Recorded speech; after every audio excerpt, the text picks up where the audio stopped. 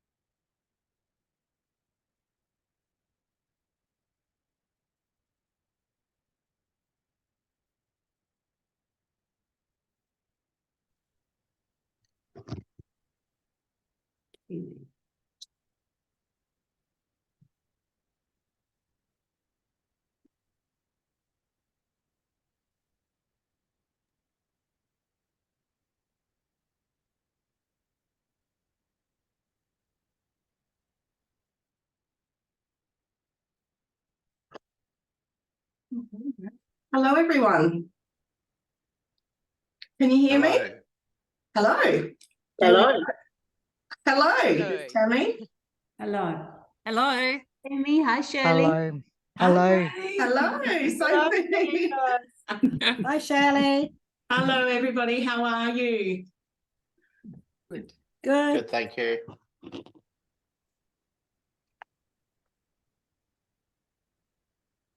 The weight room. So it won't be long and we'll be getting started. Just bear with us. No worries. Easy. A few more coming through.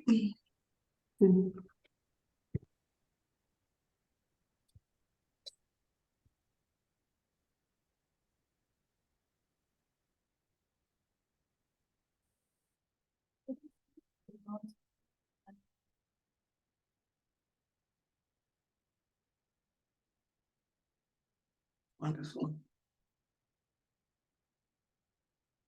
Just so you all know, I'm here quietly managing my nerves.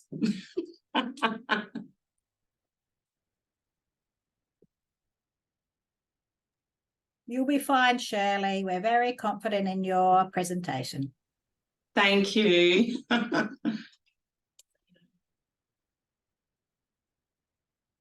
right.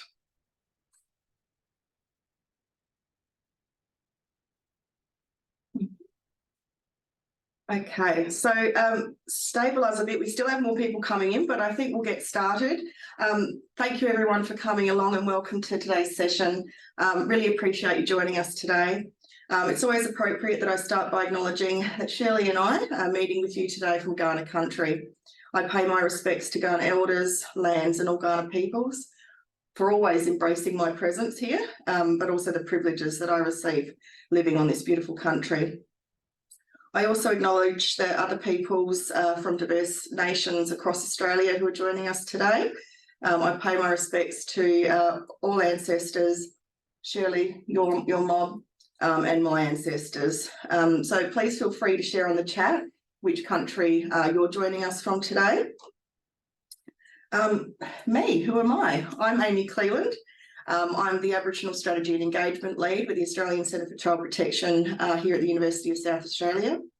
My kinship connections start in the NT on Aliawara country through the border of Queensland, up to the Larrakia Nation in Garamilla and back down here where I now live on Kaurna land. It is beyond an immense pleasure to have this opportunity to sit with Shirley Young today and support this webinar.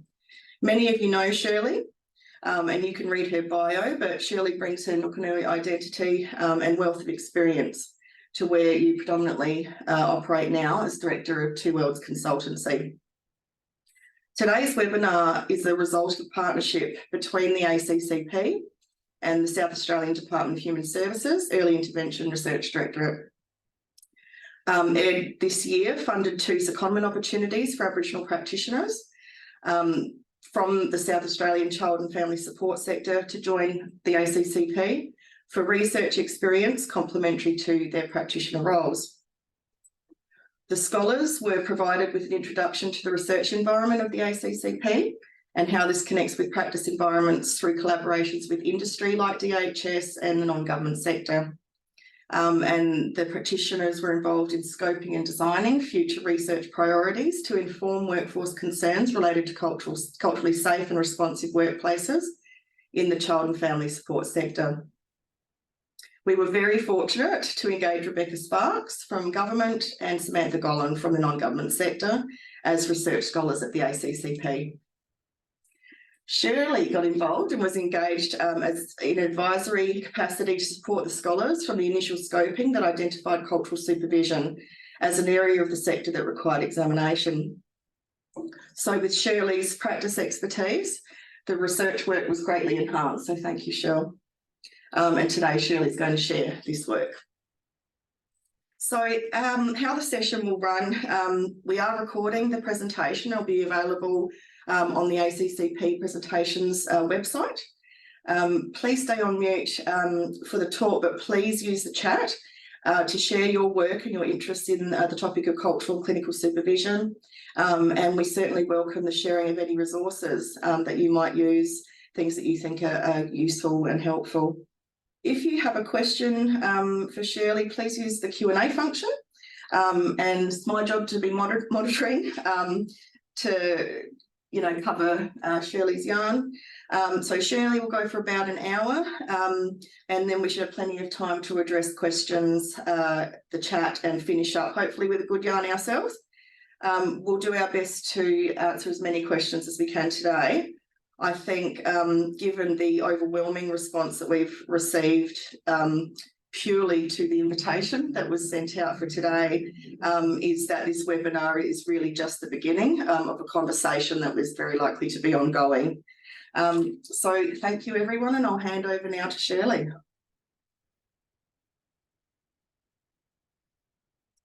Hi, everyone. Thank you so much for having me. Now, Amy is going to be helping me today with the technology. So with a bit of luck, we can get this happening okay. Amy, can I just get you to, are you going to be moving the slides for me? Sure. Next slide, please. So just for everybody, my name is Shirley Young. As Amy said, I'm a Nukunu woman. I'm actually a visitor to this country. I'm on the beautiful Ghana country today. I'm just noting the beautiful rain that we had yesterday. I just feel like it's a real cleansing on country. But I just would also like to acknowledge the Ghana people, and I just want to acknowledge them as the custodians of the Greater Adelaide region. And I want to pay my respects to the Ghana people, past, present and emerging. I would like to acknowledge the other amazing Aboriginal staff and practitioners that are online with us today. And I just want to acknowledge the country that you're meeting on virtually. It's an absolute honour to be here talking about this topic today. I feel like I could probably talk about this for a long time. Such an honour. I'd just like to also acknowledge my own family, my father, who is a very important person to me, and all of my family that are so into me on a daily basis. So next slide, please. As you can hear, I'm a bit nervous. The minute I get over myself, I'm sure we'll get into stuff. So like I said, I'm a Nukunu woman. I managed to use the pen on here yesterday to actually mark out Nukunu country. So there it is there for you. That was fun. I did that about 10 times just to make sure it was somewhat circular. Failed by the look of that, you can see. But anyway, next slide. Thanks, Amy. Okay, so I really wanted to talk about my location to this topic, what I actually bring to the topic. I am an Aboriginal woman, I'm a Nukunu woman, I am a social worker, and I'm also the director of Two Worlds Consultancy, which is a very small boutique consultancy business. And I'm currently working nationally, and almost 6 years been in full-time business. Prior to that, I worked in the public service for 23 years. I reckon it was very close to 24, but anyway, we're just picking at straws there, in a variety of portfolios and positions such as child protection. I worked in out-of-home care, and I spent my last 10 years within child adolescent mental health and did a short stint within Aboriginal health. So basically, I provide cultural and clinical supervision to Aboriginal and non-Aboriginal staff on a national level, both clinically and culturally. And I have to say that is not what I thought I would be doing. And that has come about, and I feel very blessed by it. The opportunity to be with people from across the nation talking about what it means to work in different environments with their different disciplines is an absolute honour, and I take that very, very seriously. So basically, I provide supervision to both individuals, and also I provide group supervision. So that is where I might be asked to come and work with a team of people, and to work with them as a group around the work that they're actually doing with Aboriginal children, families and communities. And I provide quite a bit of training and development nowadays around this particular topic.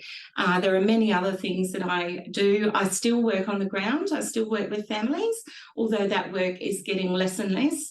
I still work in out-of-home care settings, and I basically do some casual lecturing here and there and write some government documents and other things.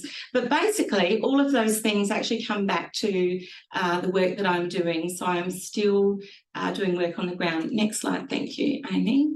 This is wonderful not to have to worry about pressing the right button. So listen, I want to talk about my journey as an employee when I worked in the government.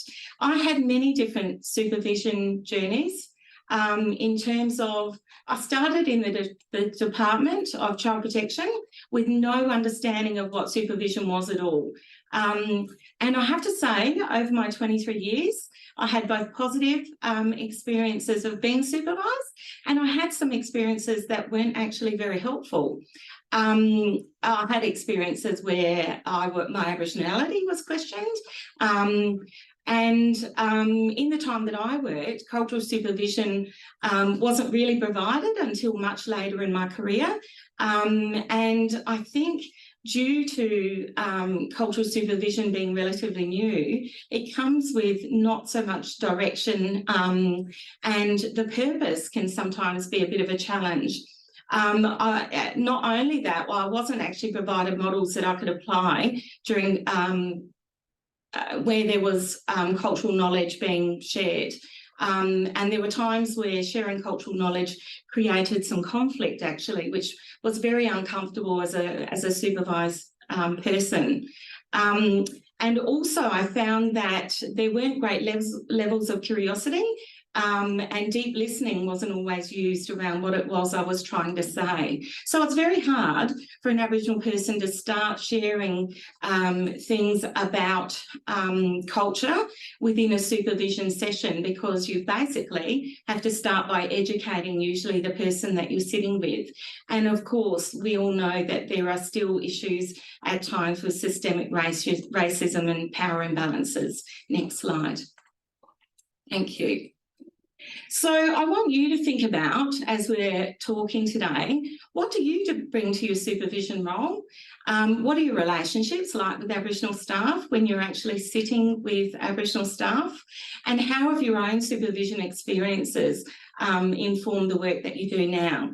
So I just need to let people know that at the audience that we actually have today, we have both Aboriginal and non-Aboriginal people, our allies, that are actually listening in today. So what that has actually meant for me is that I needed to create a presentation that looks at both sides of those things. And I know that what I'll probably do today is actually create more questions than providing you with answers. Next slide, thanks, Amy. I wanted to make sure that I met the brief for all people listening in today, because I know that we have allies that supervise Aboriginal staff as well as our own Aboriginal staff in supervisory roles, and that is wonderful. Okay, so here's what I learned through the research and the work with the two staff. There's very little written about cultural supervision by Aboriginal academics in Australia. So if you're wondering, well, I'm doing this the best way I can, that's probably because there aren't that many Aboriginal specific models out there. There's certainly no models that, that are within accredited places that I could find. However, in saying that, we know that Aboriginal academics are starting to write broadly about issues that support cultural supervision. Unfortunately, what that means is that you need to collect it from a variety of different places, and some of those things might contain information around decolonising practices, around relationality, around power and anti-oppressive practices, revitalising cultural practices, and so on. But there doesn't appear to be a lot of very complete frameworks that are out there. There are frameworks where, you know, I guess there are examples of the sorts of things that we might be doing within supervision, but in terms of a complete framework around the thoughts that sit behind it, there doesn't seem to be a complete work that has occurred. I'm happy for somebody to tell me I'm wrong, however. Myself and the two research people did actually go looking for that, but we weren't able to find that. So what that means for me today is I want to bring all of these types of conversations into one place, which will start a conversation really around supervising Aboriginal people and our allies culturally.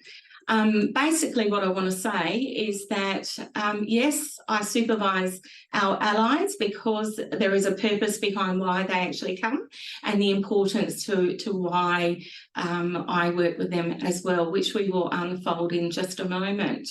So there you go. If you're feeling like there doesn't seem to be much around for you to actually gain information from, that's because there actually doesn't appear to be. Next slide. Thanks, Amy.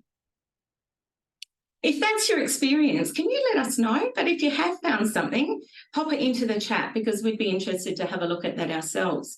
So as I said earlier, I'm an Aboriginal social worker, and I actually went looking to see whether or not the AESW, who is the professional body, to see whether or not they had anything specifically around the supervision of Aboriginal staff, and it appears that they have some pieces that they are pulling together, but again, not a complete framework. But this is what they say about supervision. So professional supervision contributes to the professional capacity of practitioners, the effectiveness of the practitioner within their organisation, and in their contribution to achieving positive outcomes for the people with whom they work, and to the identity of social work as a profession. So I know that we have people from a bunch of different professions today, you know, if you have a professional body, they will have an opinion on what that should look like.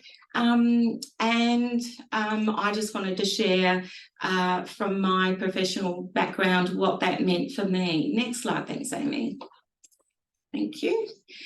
So really what they're saying is supervision is a relational-based activity. Supervision is a relationship-based activity which enables practitioners to reflect upon the connection between task and process within their work, and it provides a supportive, administrative and development context within which responsiveness to clients and accountable decisions making can be sustained. Next slide, thanks, Amy. So what is supervision? The AESW would say this: professional supervision in social work is defined as a forum for reflecting and learning, an interactive dialogue between at least two people, one of whom is the supervisor. This dialogue shapes a process for review, reflection, critique and replenishment for professional practitioners. Supervision is a professional activity in which practitioners are engaged throughout the duration of their careers, regardless of experience or qualification, and the participants are accountable to professional standards and defined competencies and to organisational policy and procedure, and that comes from the ASW supervision standards. Next slide, thanks Amy.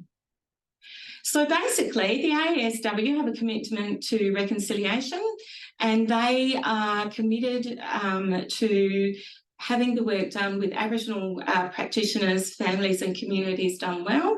And so it is expected that social workers acknowledge Aboriginal and Torres Strait Islander peoples, the first Australians whose lands, winds, waters we all now share, and we pay our respect to their unique values and their continuing and enduring cultures which deepen and enrich the life of our nation and communities.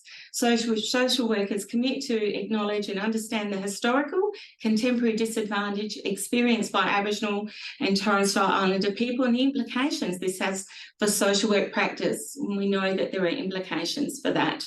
Social workers acknowledge the strengths, the capacities, abilities and contributions that Aboriginal and Torres Strait Islander people make to wider society, and social workers are responsible for ensuring that their practice is culturally responsive, safe and sensitive.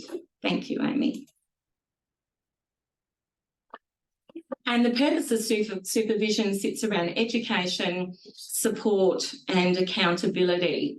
So it's about providing knowledge, reflecting on practice, integrating theory into practice and facilitating professional reasoning.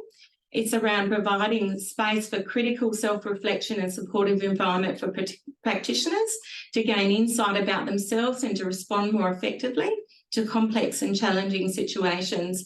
And we all know that those situations are escalating, and we sit within systems that create quite a bit of stress for us as employees. And also accountability, providing a forum for exploring the application of ethical and professional social work practice in the context of social workers' practice environment.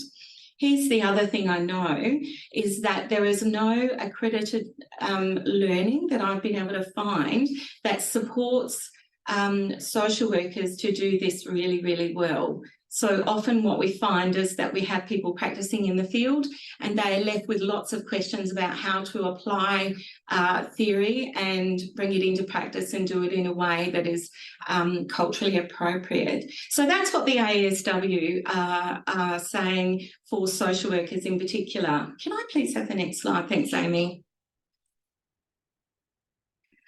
So what that actually means is for our staff that there are lots of things that we need to do in the background. There are lots of things that we need to do as supervisors whereby we have to create an environment right from the start for staff that mean that they feel safe and that they're in an environment where they can trust the people around them.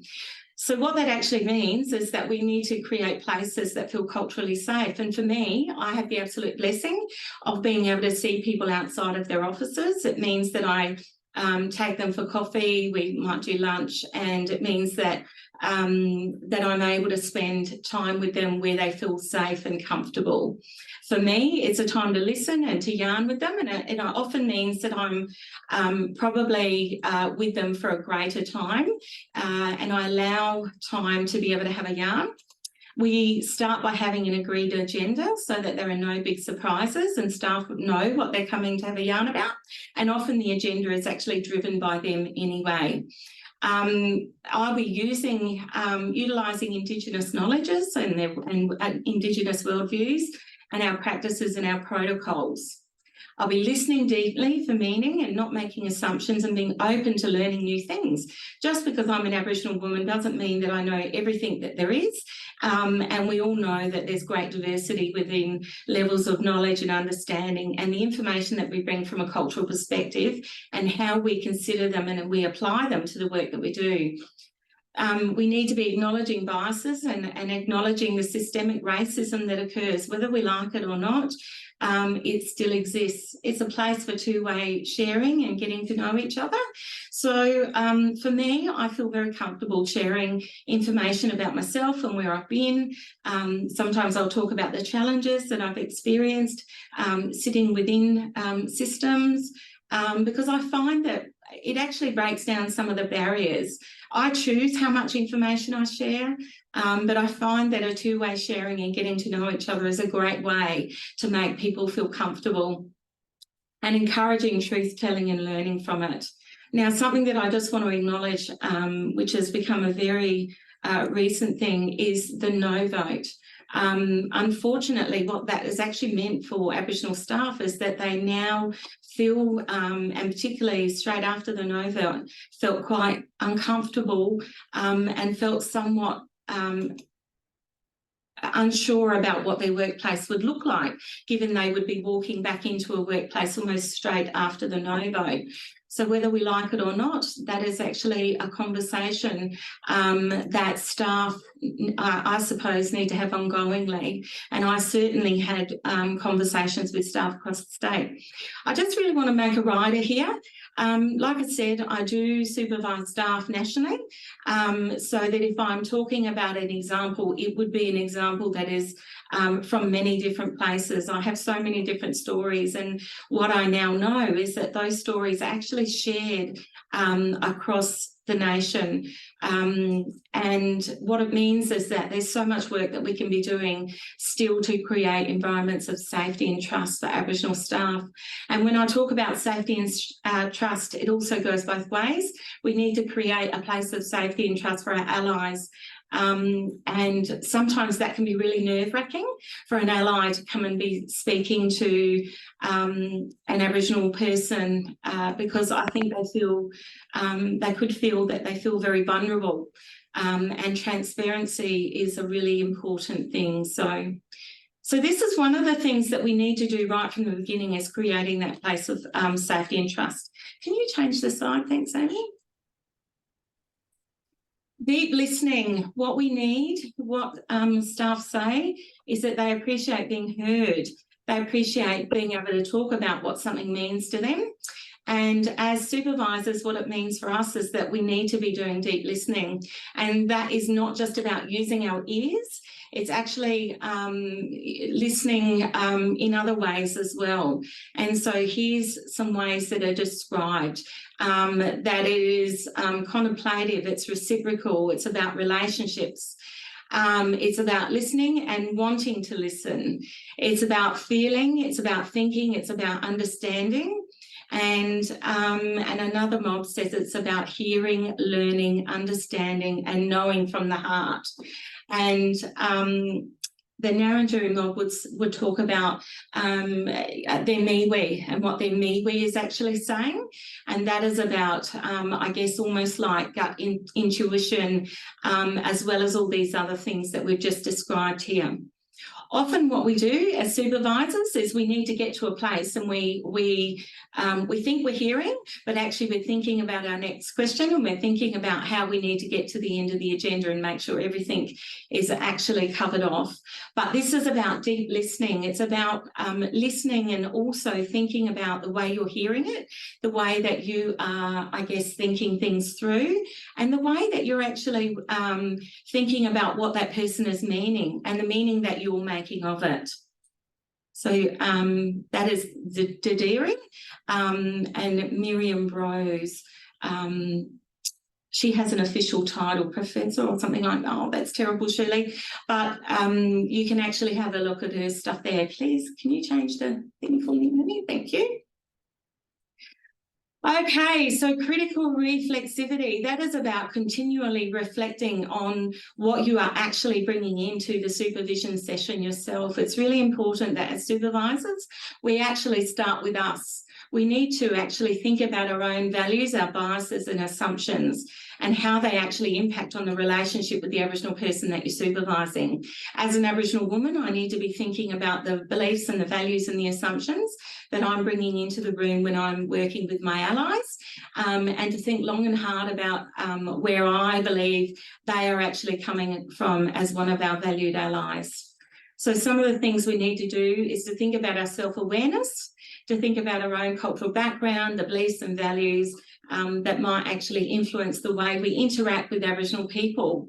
We need to think about our cultural competence. What have we actually done to get to a place where we have a deep understanding, and what are we doing to continually learn? Unfortunately, it's not like we go and do cultural competence once and it's over and done with. That is a lifelong journey, and it will change over time. Here we are having to think about the novo, and what does that mean for our thoughts around that and what we bring into the room? This is a new thing that we need to be considering. We need to think about collaboration. We need to work collaboratively with Aboriginal people and communities, and we need to respect the Indigenous knowledge and skills and expertise that they bring into their work and the decision-making processes that they apply. And we need to be empowering people, and we need to be helping or supporting self-determination for Aboriginal people. And that takes a bit of thinking about, because what that means is that we have to think differently, often about hierarchy and how things need to occur in offices. And that is a real challenge sometimes. And we need to reflect ongoingly. We need to reflect on our own practice and how it can be improved to meet the needs of Aboriginal people. I guess as an Aboriginal supervisor, I'm often thinking through my lens as an Aboriginal woman, and also thinking about the lens that our allies are looking through as well, and supporting them to come to a place where they feel safe enough to actually critically reflect on the things that they are thinking about and the way that they are applying their practice. And that takes, I guess, a bit of braveness for the ally to come and have those conversations. And I just want to acknowledge that usually the allies that I have the privilege of working with and next to are dedicated to actually doing things differently for Aboriginal people. So I just want to honour them for that. Next slide, thanks, Amy. Now, often I find myself as a supervisor having this conversation about the difference between clinical and culture. I find that this is often one of the greatest conversations and the biggest elephant in the room.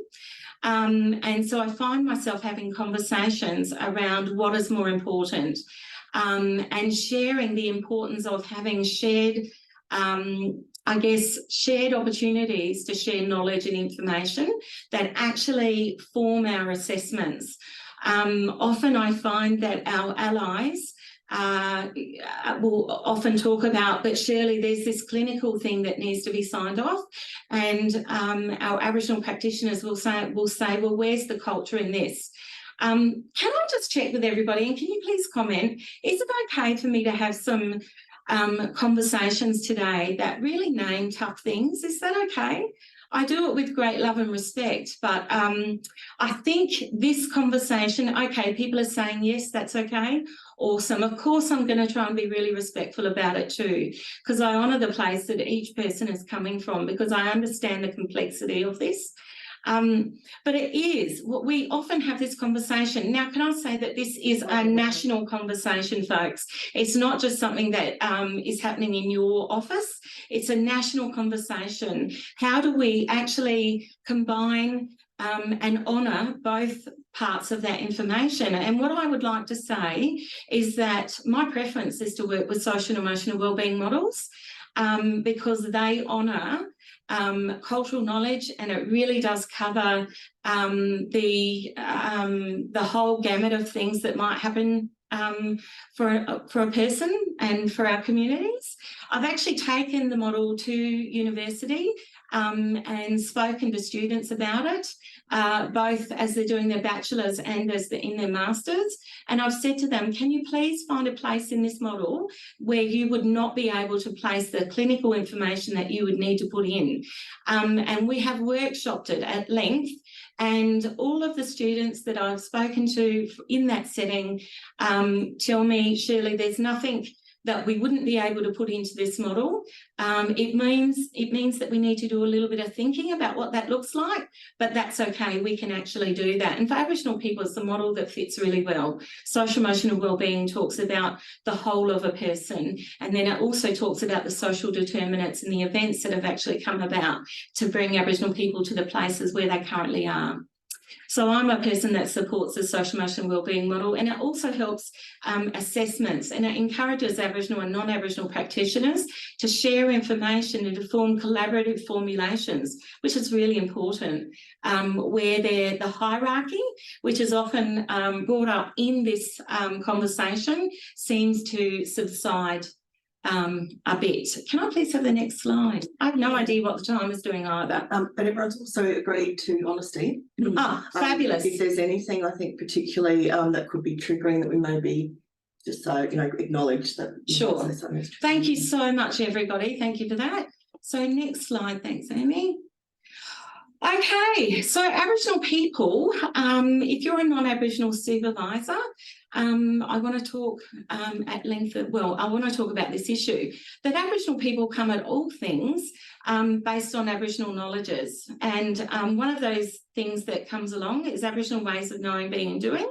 And so you can have a fabulous job and person specification, but an Aboriginal person will bring their way of knowing, being and doing, just as non-Aboriginal and our allies do. They bring a way of knowing, doing and being also.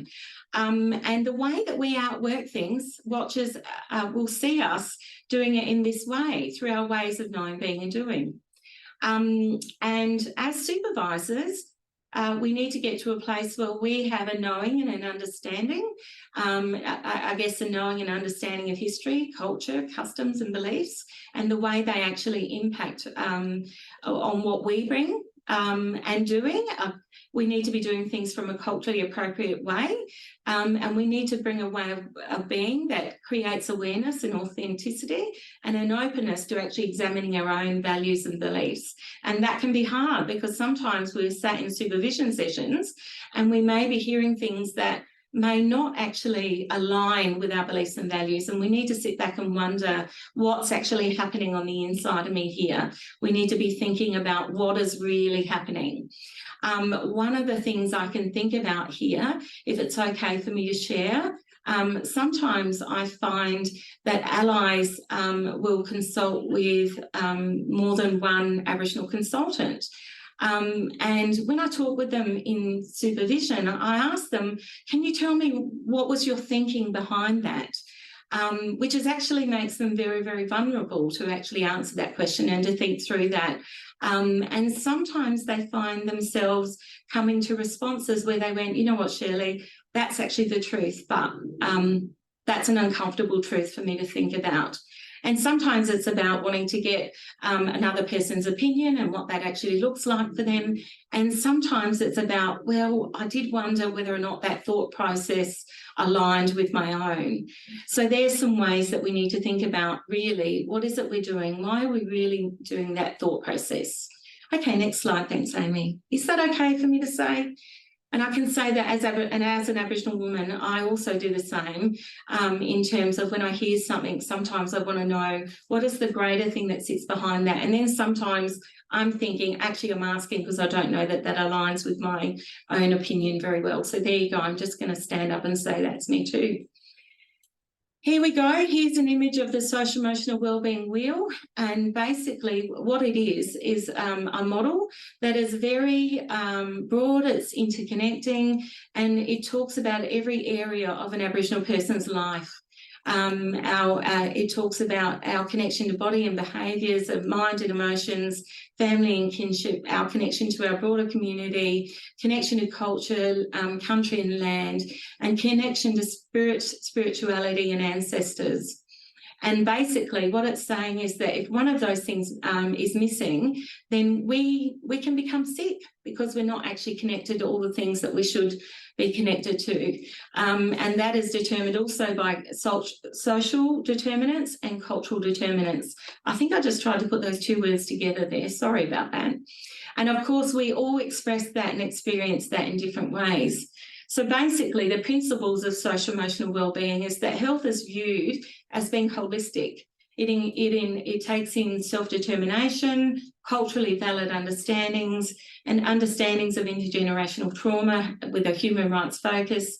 It acknowledges racism, stigma, environmental adversity and social disadvantage, family and kinship and being reciprocal, sharing and responsibility, and diversities in ways of knowing, being and doing, and our different environments, and talks about Aboriginal culture through strengths and our protective factors, which is really, really important. Next slide, thanks, Amy. I also use that particular model when I'm working with care teams for children who are wanting to consider how to maintain a child's connection to culture. I ask them to think about all of those domains and how they will make sure that each of those domains is intact for children and young people. Sorry, I just need a quick drink. It acknowledges we need to think about, I guess, the relationality that exists. As supervisors, we need to realise that all things are connected for Aboriginal people and they're interconnected, that we're connected through our kinship systems in our country and our waters and skies and our cultural practices and our stories, and we're deeply connected to one another. So when you talk about our Aboriginal community, it's like you are talking about us. And then sometimes it's hard to have the space in between the very personal to us, because that is about our culture, that is about us.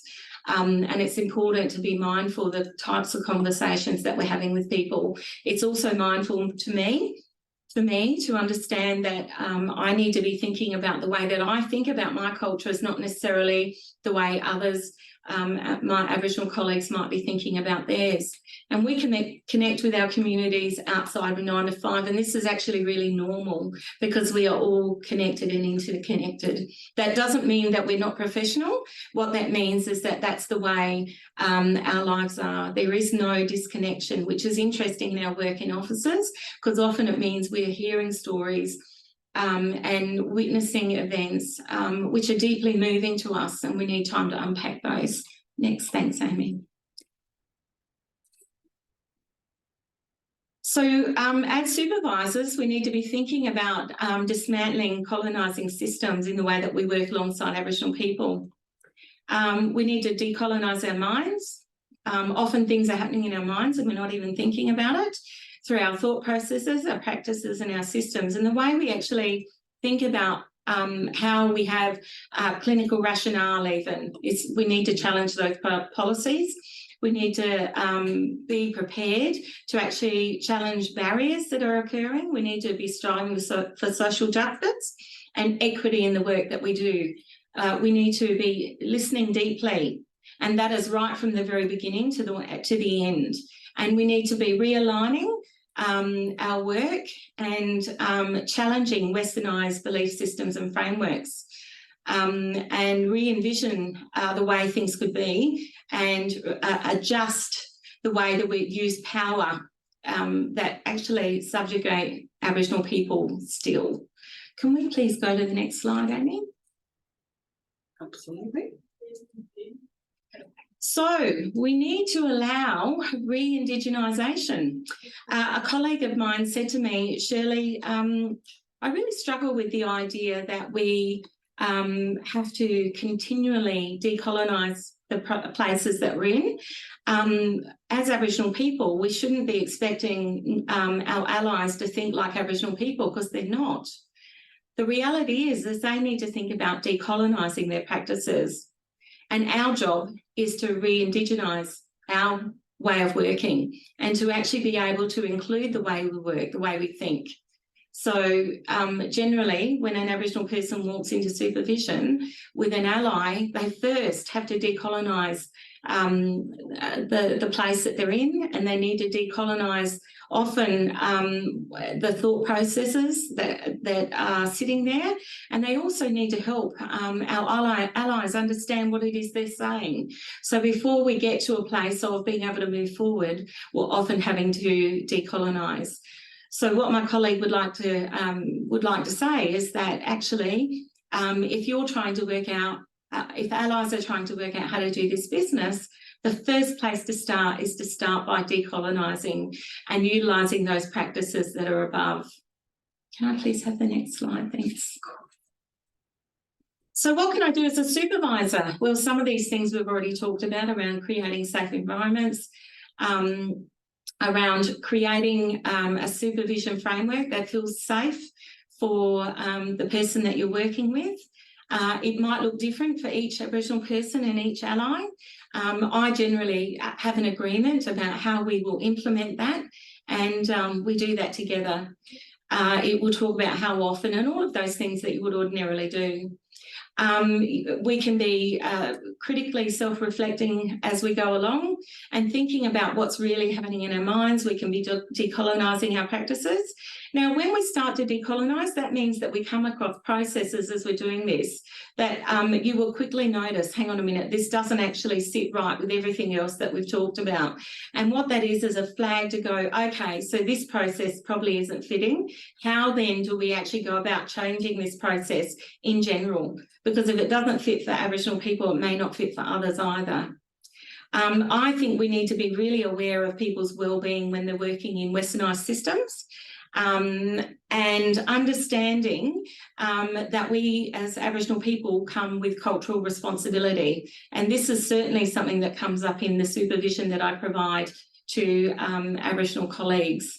Some people might like to call it cultural load, but I was thinking that a more positive or a strength-based approach, which is actually used by Bindi Bennett, is cultural responsibility, because there seems to be a negative connotation placed on cultural load. I think as supervisors, we need to actually really quickly manage any microaggressions that might be happening for Aboriginal people in the spaces that they're in. And we can be providing the space for the Aboriginal person to actually say what's happening to them.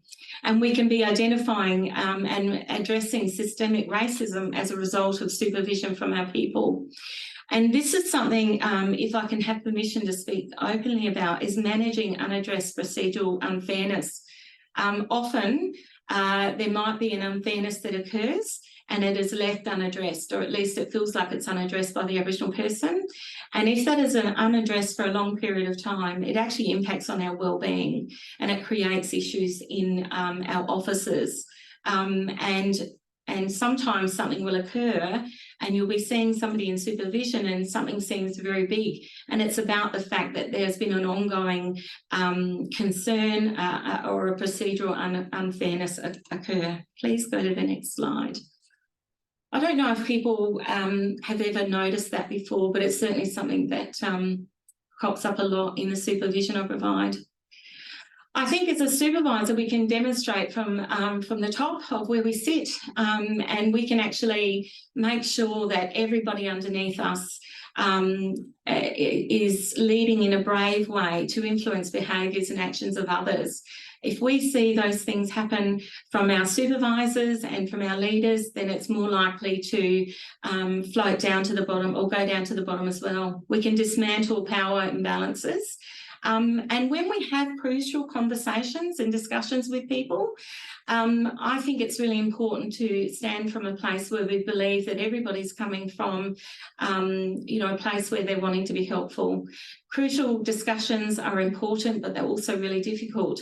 The fact is that if you've done all the previous things that we've just talked about, by the time you get to having crucial discussions, you've got a staff member that is feeling a bit more safe to actually have that and to know where you're coming from. Encouraging self-determination and taking the lead is really important. We talked about the no vote. Being really authentic and open-minded about our practice. To have strength-based perspectives and believe that there's protective factors in culture, and we actually need to sometimes actively look for that and believe and understand that that is actually a protective factor and it changes and mitigates risks. We need to actively seek and maintain positive relationships with our people we're supervising, and also with the people in the Aboriginal community in your area, and co-design and implement together and have opportunities of feedback and maintain honest and transparent relationships that are reciprocal. I think it's unwise of us to think that we're going to expect to be given to all the time, but not actually give back. Can we please change the slide? Thank you. So that's a lot about us as supervisors, isn't it? But it starts with us. It actually starts with what we bring into the room. It's really important that we are understanding of that. So why do we have allies in cultural supervision? Well, the truth is that allies, there are two reasons why I see staff. Now, for our allies, it's actually to be able to understand how to take their theory and apply it to practice, and how to do that in a way that is actually culturally appropriate. To help understand the ongoing impacts of intergenerational trauma because of historical events. It's not something where we can go, well, yeah, that happened years ago. It doesn't come into the room now. No, it absolutely comes into the room, and we must be aware of what those historical events have our staff thinking, and I guess the families that they're working with. It's really, really important. The fact is that there's an over-representation of Aboriginal people in our systems, and that we are often having to talk about people who we are connected to. And sometimes our allies need to be able to talk with a safe person about what is happening for them in that. They still are feeling like they have particular things they need to do. They're very worried about being named as and labelled as being racist. And so they want to talk about how they can be supportive and what that means for their decisions. So really it's about a supportive context for our allies to be able to talk about managing complex issues, as well as making their responses culturally appropriate, to ensure that they have safe practice which is culturally appropriate, and enabling staff to be clear about their roles and responsibilities and accountabilities, but also promoting and including and ensuring that we're working from perspectives where we are collaborative, and how they do that stuff around using social emotional wellbeing models and including clinical knowledge into that. Next slide, thanks, Amy. So just a bit more than that, it's about providing opportunities for staff to have somebody to look at their responses and the way that they work alongside Aboriginal staff, and it's supporting staff to link their theory into practice and ensure that culture is in the centre of what they're doing, not just the clinical response.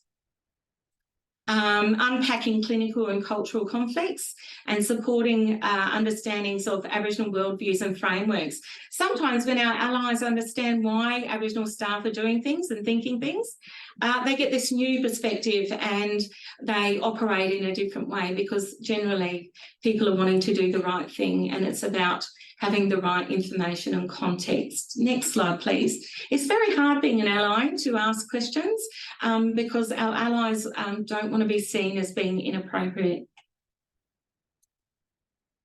Here's a slide that I might let you look at more later.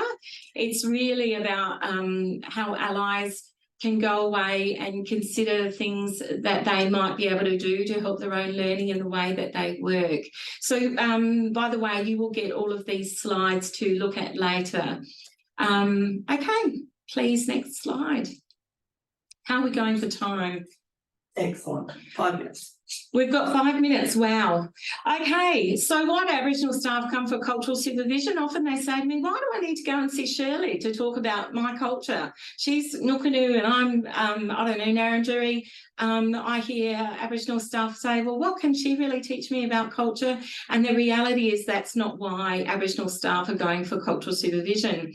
They're going usually, and they come to see me a lot, because they're trying to work out how they can have longevity in organisations that are built upon westernised, Eurocentric, biopsychosocial, medical models in the organisation they work for. And how do they actually take what they bring from a cultural perspective and have it honoured in the workplace and represented in the case notes, in the assessments, in the clinical ideas that we get, and everything.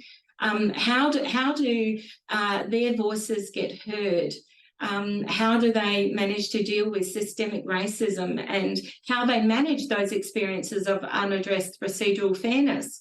You know, their sense of lack of support in the workplace, of often having only one Aboriginal person in the workplace, their role of helping to educate and decolonise practices ongoingly. And the other thing is that what often happens is that we have Aboriginal staff that are attracted to jobs based on job and person specifications, and they look at those jobs and they view those jobs through the lens of a cultural lens often. And when they get into those positions, they suddenly realise, hang on a minute, we're talking different languages here, or the words that are within job and person specifications don't, I guess, translate in the same way that an Aboriginal person views them. And for allies, they often wonder, well, why does this Aboriginal staff member do this when it's about this? Often I find that I have a very early conversation around job and person specifications, and you very quickly realise that there are differences in the way that they are viewed, which has Aboriginal people doing what they believe is the right thing, that may look different for our allies. It's something that if you have that conversation, you often realise that the intent behind actions is very, very different, and they can really change the way that you view around why things are happening. And also there's an inability often to access cultural supervision in workplaces, which is quite sad. Sometimes having the opportunity to have cultural supervision outside of your organisation allows for safety. Next slide, thanks. It allows opportunity to talk about vicarious trauma. Actually, Aboriginal staff feel that they can be very, very open once they feel safe. It opens opportunity to talk about what's happening to create unsafety or a sense of unsafety. Often staff will get to see me when there are performance issues, or they might perceive that they are being sent because there are performance issues. And sometimes there are thought processes that sit behind those thoughts that might be correct or may not be correct. And often when you look at the Indigenous worldviews and beliefs and values they're bringing, you suddenly realise it might just be a difference in opinion, and it's helpful to be able to share that with other people if it's safe to do so. They come to debrief from critical incidences, and sometimes they come to talk with me, how do I apply my clinical cultural knowledge to this clinical setting? It feels like, sometimes they would say that it feels like that they are silenced, and they're invisible, that they feel like their opinions are not being put in everything. And I guess Aboriginal staff would say nothing about us without us.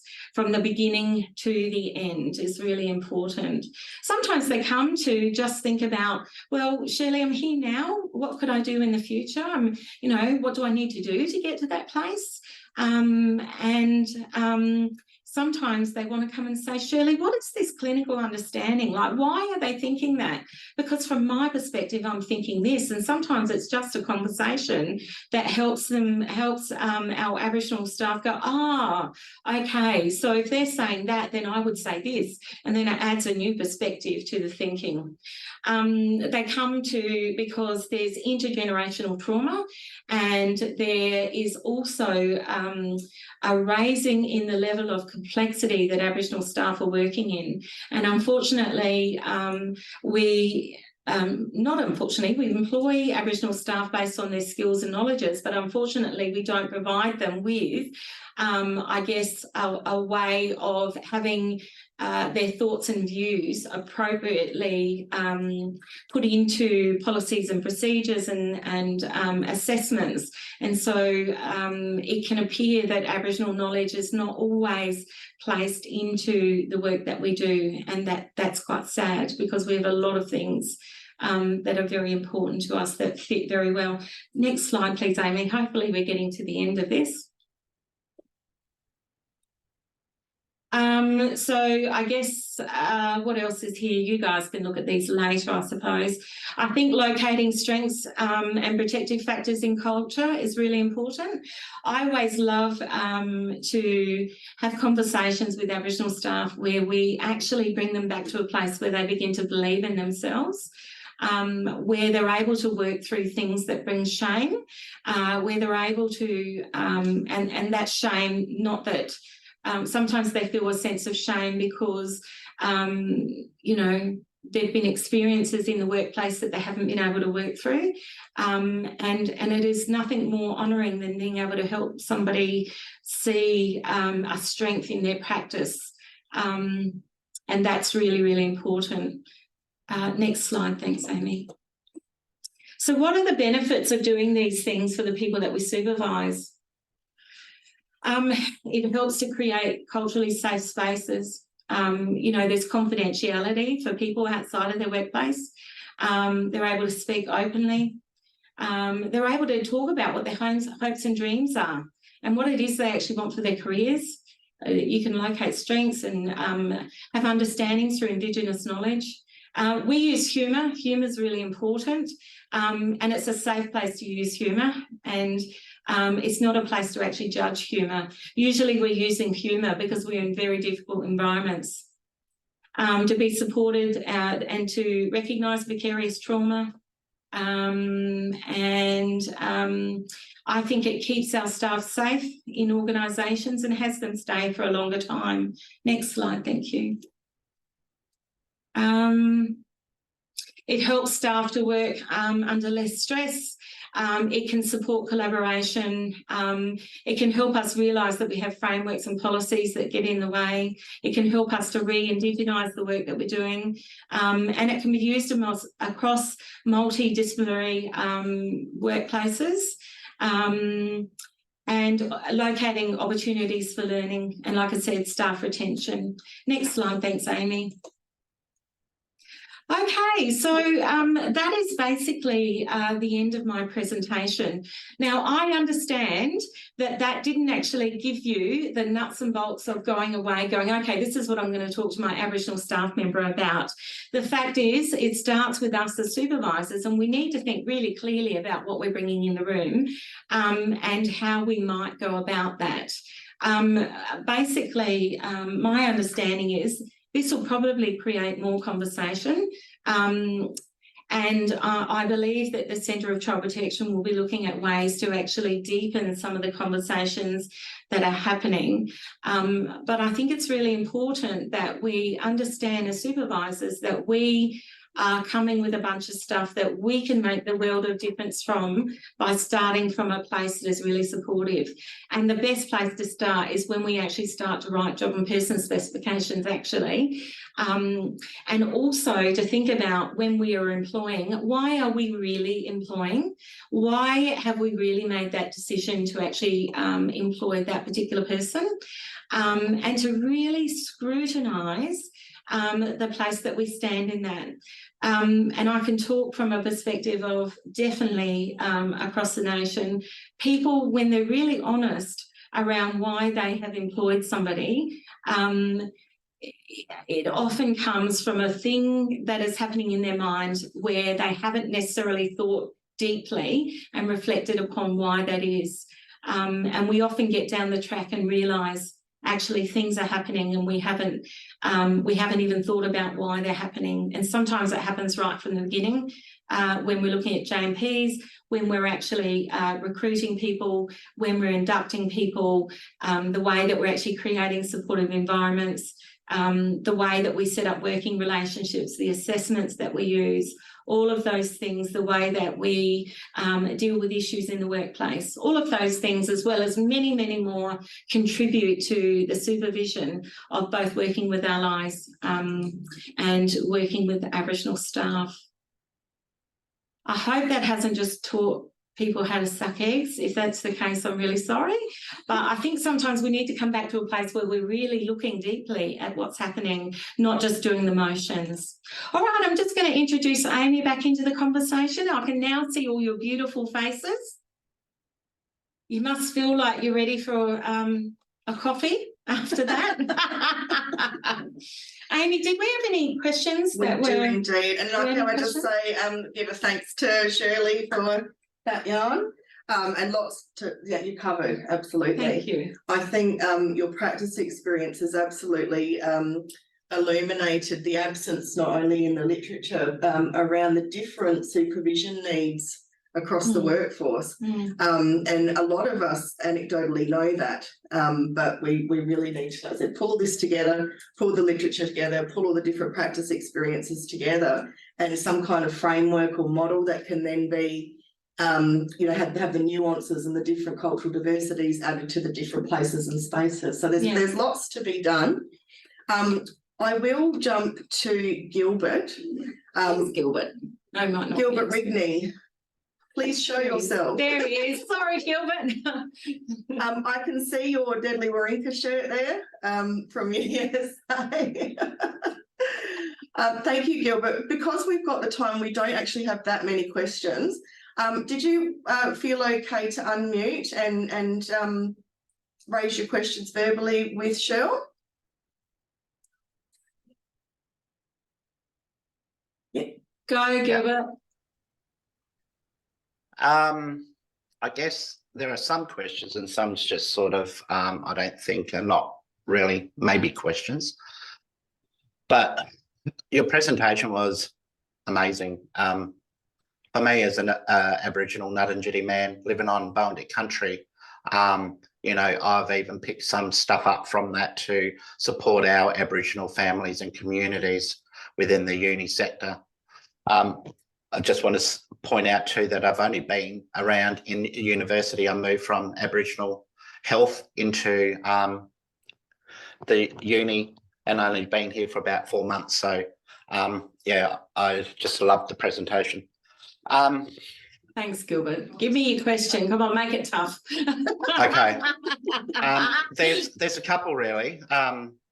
I think an Aboriginal mentoring program would work well in collaboration to provide support to whom is providing the professional supervision. So that's not really a question. It's sort of, well, is that in the pipelines or is that standard practice or? It is actually something that is actually happening, because the reality is that sometimes our leaders want to be able to have a yarn and they want to do that where, you know, they feel safe to do that. And so often I'll see people in the workplace and I'll see leaders as well. Yeah, I think it's important that it actually comes from the top. We need to actually be looking at our hierarchies and how they respond and what it is they are actually bringing into the space. So Gilbert, absolutely, it does actually happen. Yeah. Second one, would there be scope for community elders and students consultations to draw in their ideas to support with implementation of this great initiative? Absolutely, I agree. We have to be a little bit careful around things around confidentiality sometimes.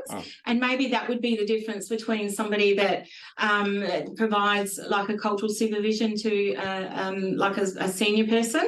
But I don't know how we actually do work without voices like that, actually. I think it's really important to understand that Aboriginal people bring knowledge and wisdom, and all of that is really important. So yes, I believe that could happen.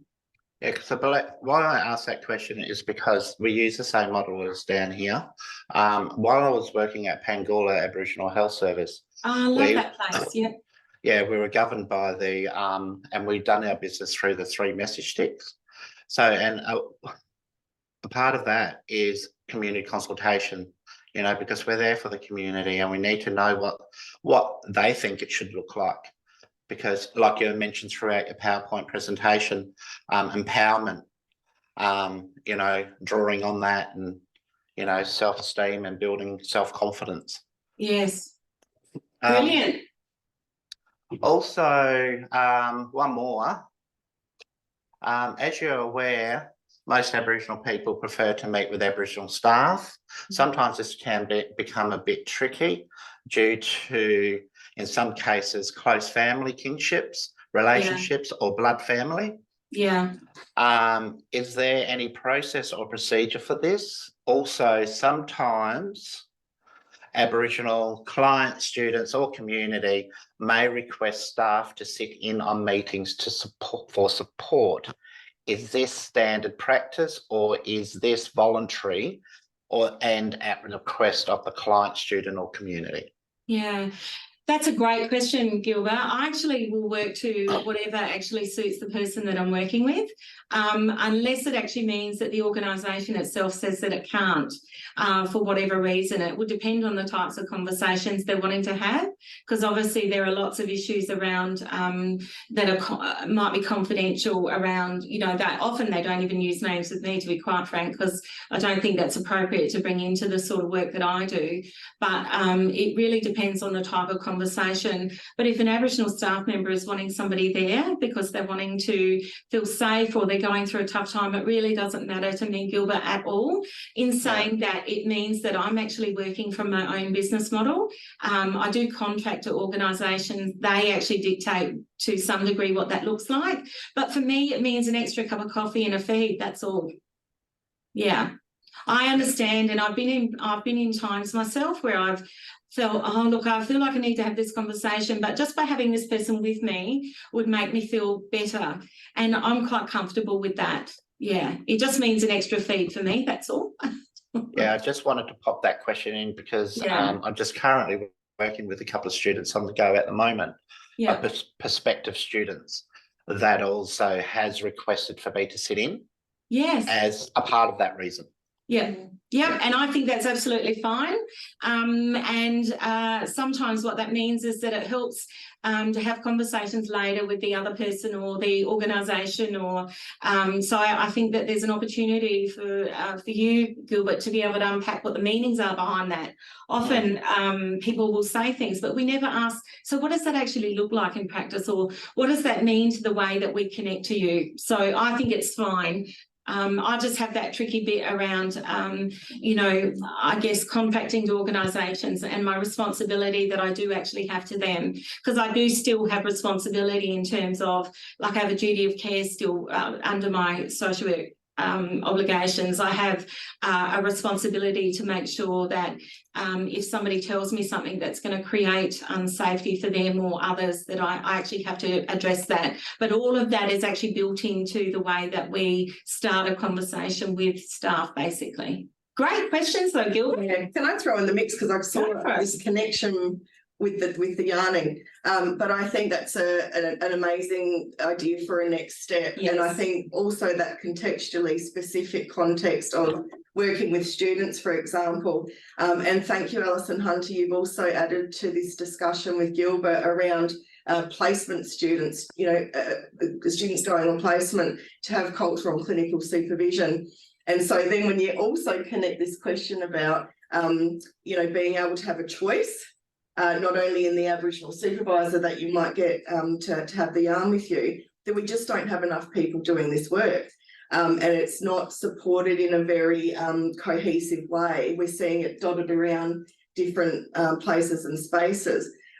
So, you know, I see opportunities to bring all that together. But there is just, the potential is huge around where cultural supervision really needs to occur in the workplaces that are looking at reconciliation, you know, broader frameworks like that, right through to your everyday practice in health, child protection, schools, you know, it's just, Were there any other burning questions? Yes, Jackson. There's Jackson. There you are, Jackson. G'day.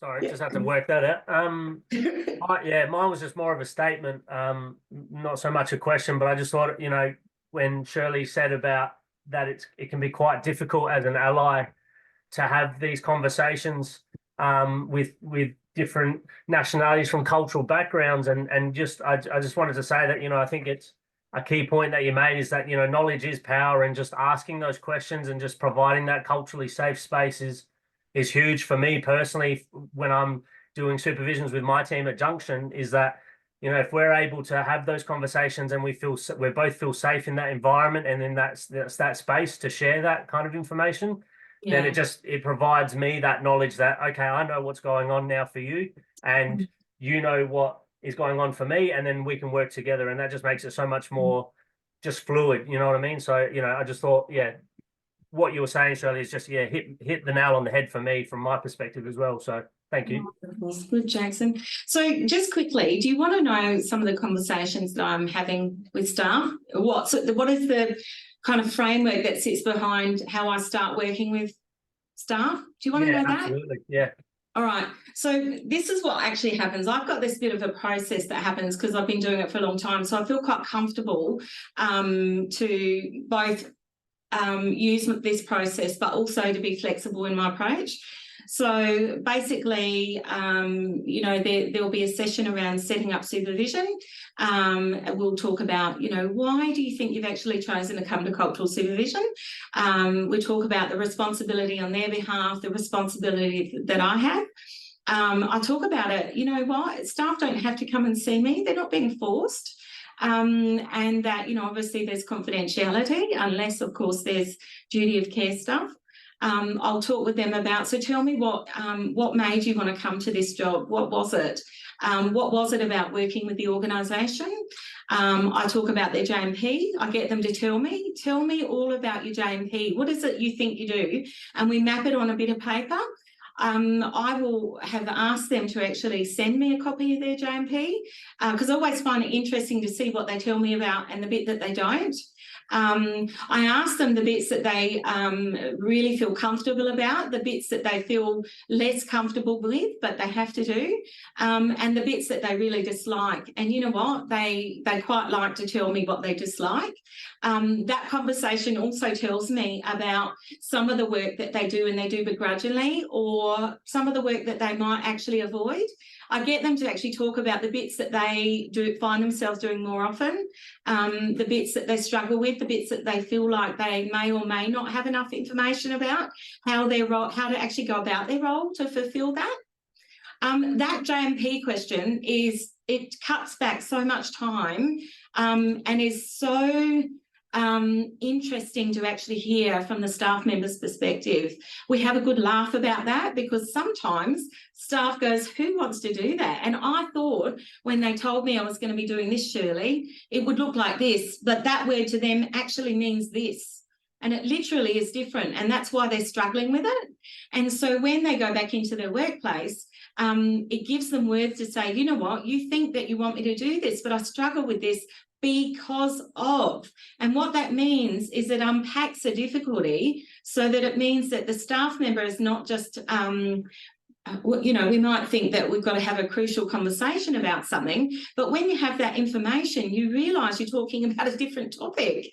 And it opens opportunity to say, well, if you struggle with that, what would it look like? And so what I'm doing is helping the staff member to be able to take information back, to be able to verbalise what's really going on and to help their supervisor to understand, actually, it's because of this. We're having problems because of this. And if we did this, I would operate differently or I'd have a different thought process. It's an opportunity then for the supervisor to unpack what that actually looks like. What would it look like on the ground? How can I support you? We talk about, you know, how they're feeling in the office. They talk about their ability to be able to debrief, who's available for debriefing. They talk about conversations about what might be happening in their office in terms of where are the safe places exist and where can we link you into to have a support process around you. How can we build something into the office if it's not there? And I find that people can be very transparent in their thinking around that. Often they say to me, Shirley, I've never been asked these questions before. They will tell me what it feels like to be in a team where they feel like they often say to me, Shirley, I don't feel like my knowledge fits in this place.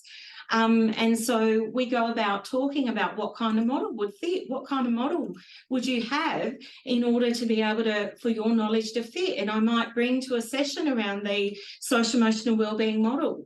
And all of a sudden they go, oh, well, this fits here. And that would mean I'd talk about this.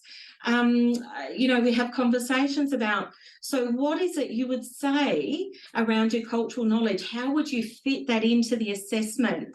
what things would you be saying from a cultural perspective that actually fit in that section, and how would we write that from a strengths-based perspective, and how would that fit in the flow of the information that fits within an assessment? And all of a sudden you see this person actually come to life, because their knowledge that they bring absolutely 100% fits. And then what often happens, going back to your conversation, Gilbert, is we might organise a joint meeting where we go back to the office and talk to the manager or whoever, and actually begin to share these ideas that we have opened up. And all of a sudden, there's a different understanding about that person. All of a sudden, there appears to be a shifting in the thought process of the staff member that's sometimes been sent to me because there are, there might be some difficulties happening. And that is why it's so important as supervisors, we actually unpack our own hat first. What other conversations are we having? Sorry, I just wanted to go to Catherine. Wurundjeri Wurrung country is in your profile name. So Catherine, if you hi, you wanted to know the best places to start looking for culturally appropriate frameworks working with children and families. And I'm wondering what sort of context or organisation are you working in? That might help. Yeah, that might help. Yeah, I would love.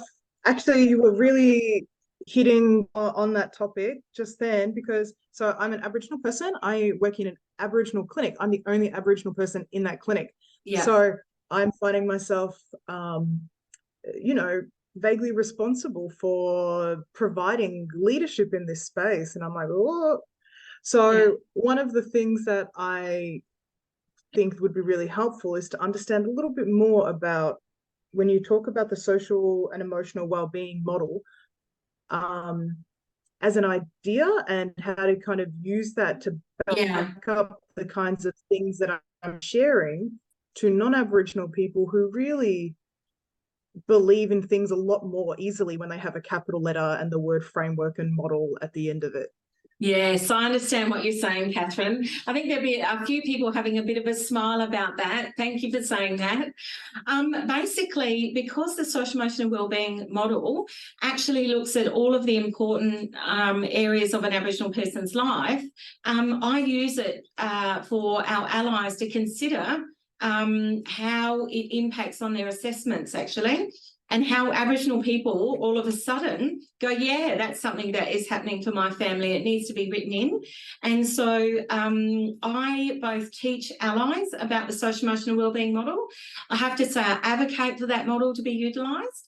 And then I have to admit I actually work with a very deadly ally myself, who also will come along and actually do some of those conversations with allies as well. She just happens to have a PhD, so that's really corker, because any questions that they might have, she suddenly unpacks them in 2 seconds flat. And what that allows me to do is actually come in from an Aboriginal perspective with my knowledge and say, and so this person has just told you the theory that sits behind this, and this is what it looks like in practice. And I utilise every one of those areas to make them think about, so how have you written this aspect of this Aboriginal person's life into your assessment?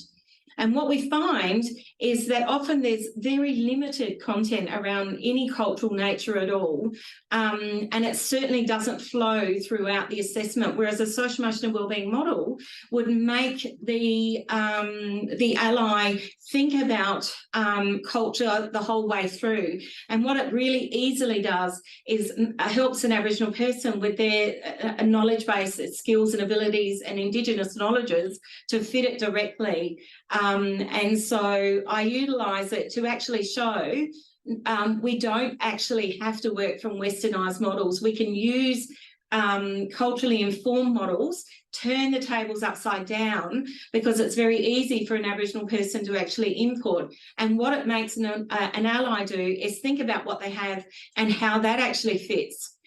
Which is not a bad space for them to actually be in. And what you find is that culture flows with throughout the document, and actually it cannot, I don't believe it can be done in a way without cultural content. This argument that it has to be one or the other, I believe, is incorrect.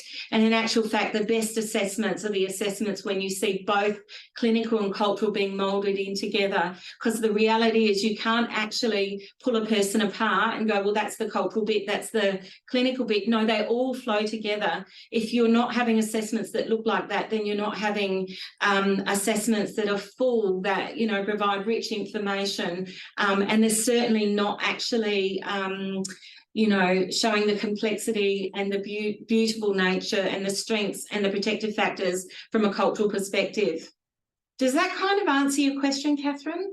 Find yourself some good allies, skill them up, get them to do some of the work too, because it's not just your job, it's the responsibility of the organisation to ensure these things are happening. And so that's why I utilise my my incredible ally, and then I get to come in and go, it actually, that's the theory, and in practice it should look like this. And quite frankly, I'm happy to have the theory conversation as well. I think the beauty of having Aboriginal social workers and other disciplines is that we can share those conversations in those spaces. Yeah. Thank you. We've got Thank you so few much. more minutes. Oh, sorry, Catherine. I think Catherine was thanking you for that. Oh, no worries, Catherine. I hope it was helpful. All right, well, the last 3 minutes now, I'll just wind up with a comment from Sophie and also Charlie. So Sophie, thank you, it's great to see you. And you're reinforcing this, the call and the need for a cultural supervision framework, and one that's adaptable to context, but also that multiculturalism and the diversity. Tanya also put in the chat wondering what JMP, and I assumed it was JMP. Yeah, just the job and person spec, sorry. Yeah, so that was right, so thank you, Tanya. Was there any question, Tanya, you had about that then, knowing what it now means? Thank you for clarifying that for me. That's great. No, I'm just frantically taking notes. Thank you so much. I've just got so much from this session, Shirley. You've got so much insight, and it's, yeah, really beneficial. So I appreciate it. Thanks, Tanya. It's just the beginning of a conversation, really, isn't it? And what it actually does is creates more work than provides answers. It actually requires you as supervisors to go away and think about how you do that and apply it. It makes organisations think about how do we do this to do it well. Yeah, so thank you, Tanya, for your feedback. And that comment is a perfect segue into a statement that Charlie Murray made. I believe, Charlie, you're not there anymore. I'm flicking through all of but I think she's gone. But Charlie was just mentioning that it would be great to explore with colleagues in health around the approaches that are being taken in that context. And this is what we found looking at the literature. There's bits and pieces, but it's not Aboriginal specific, but that there is all this great work going on. So that I said to her, that's absolutely part of, you know, coming from this step, looking at the lay of the land, and then where do we go next? And it's absolutely looking at some of the work of our colleagues. Actually, our health settings are actually already providing cultural supervision to people, and they're also providing it within group settings. So our health systems are very interested in this. But I'd also like to see how we can honour our Aboriginal staff in organisations that exist. I think it's really important that we don't think that there's this great thing externally. Sometimes the great thing actually sits amongst us, and we need to work out what to do with that and how to make it safe. Yes, and Alison said that that you can see cultural supervision externally. Imagine how great it would be, yes, if it was embedded in your workplace and became really normal, just normal business. I'm going to finish on a positive with Michelle Anderson's comment, thank you, just about how cultural safety opens up opportunity and it opens up benefits and innovation and things like that. So it is exciting because it's not, you know, cultural safety isn't a burden, it's something that creates safety for an individual, makes an organisation amazing, and then ultimately a client gets great service. So I think that's what the work's about, is to turn that deficit into positives.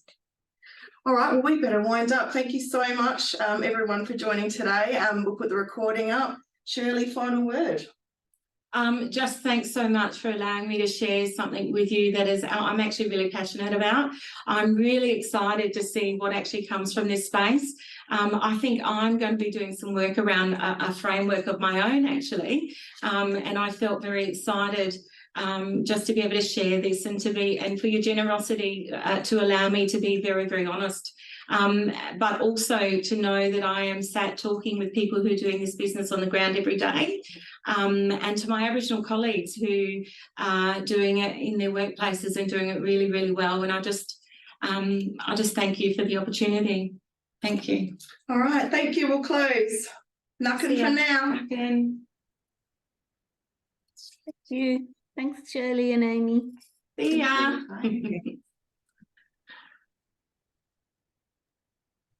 Thank you. That was amazing. Bye. No Wonderful to worries, see you, Gilbert. Gilbert. See ya.